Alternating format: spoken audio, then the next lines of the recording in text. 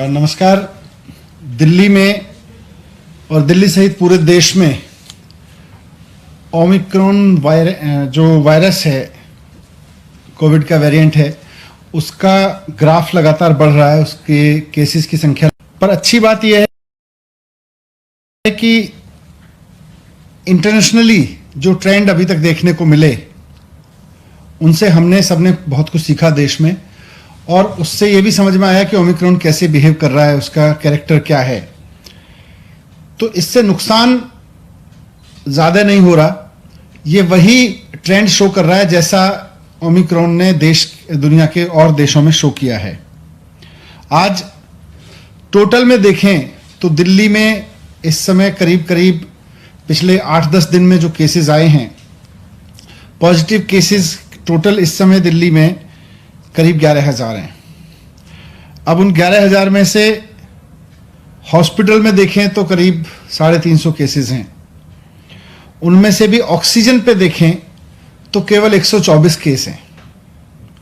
अब वो 350 में एयरपोर्ट से आए हुए लोग भी हैं, उसमें हुए लोग भी हैं, लेकिन अगर ऑक्सीजन पे देखें तो 124 लोग हैं कुल मिला के, और वेंटिलेटर पे देखें तो 7 लोग हैं।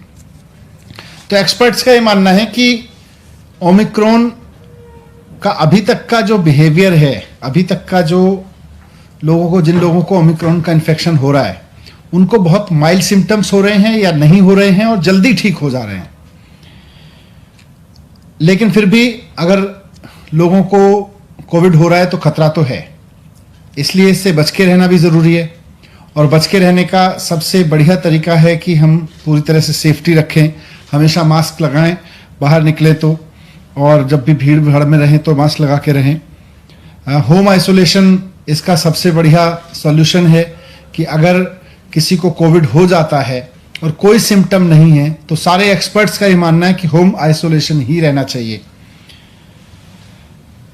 हॉस्पिटल केवल तभी जाएं जब आपकी ऑक्सीजन लेवल लगातार डिप हो रही हो या आपको कोई परेशानी हो। तो आज भी एक्सपर्ट्स ने यही बात दोहराई। लेकिन बढ़ते हुए केसेस को देखते हुए सरकार भी इस बात को लेकर चिंतित है कि ये बहुत तेजी से ना फैले। इसको जितना नियंत्रित किए जा सके, क्योंकि इसकी कोई डायरेक्ट दवाई तो है नहीं, तो इसको जितना हम नियंत्रित कर सकें, इसके बढ़ने की स्पीड को जितना हम नियंत्रित कर सकें, उतना हम इसको ठीक से मैनेज कर सकते हैं।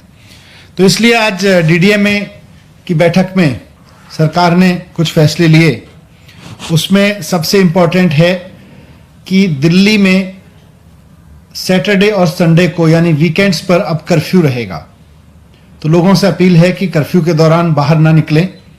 बहुत ज़रूरी होने पर हॉस्पिटल या कोई बहुत एसेंशियल ज़रूरत पर ही बाहर निकलें, लेकिन सैटरडे संडे को कर्फ्यू का पालन करें, घर में रहें, वर्क फ्रॉम होम करें या परिवार के साथ बैठें।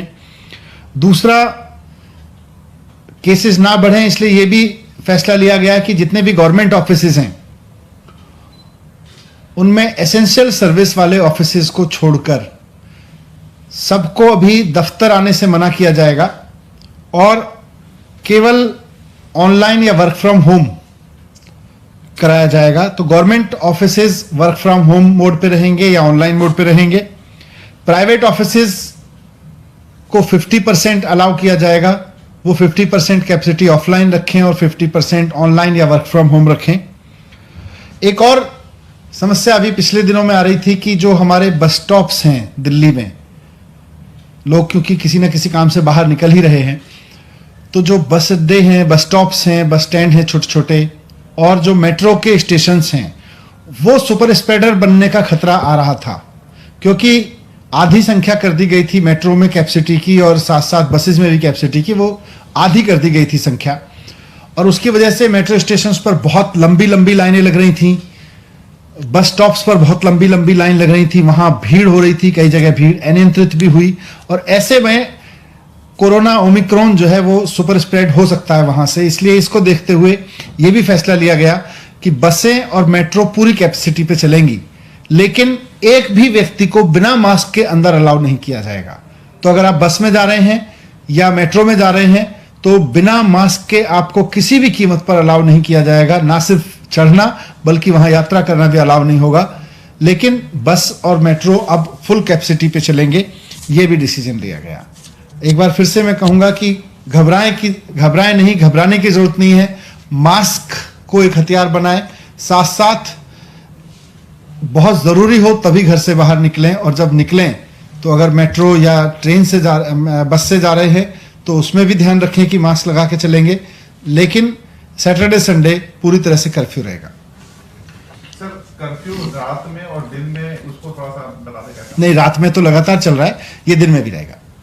और इसमें एसेंशियल सर्विसेज के लिए किन किन कैटेगरी को आप लोग? एसेंशियल सर्विसेज पहले से, अब पिछले 2 साल से लगभग चल रहा है, तो खाने से लेके और मेडिकल से लेके और पुलिस और इस तरह की जितनी भी चीज़ें हैं एसेंशियल सर्विस में, इमरजेंसी सर्विसेज में, फूड आइटम्स, सब्जी और ये सब को नहीं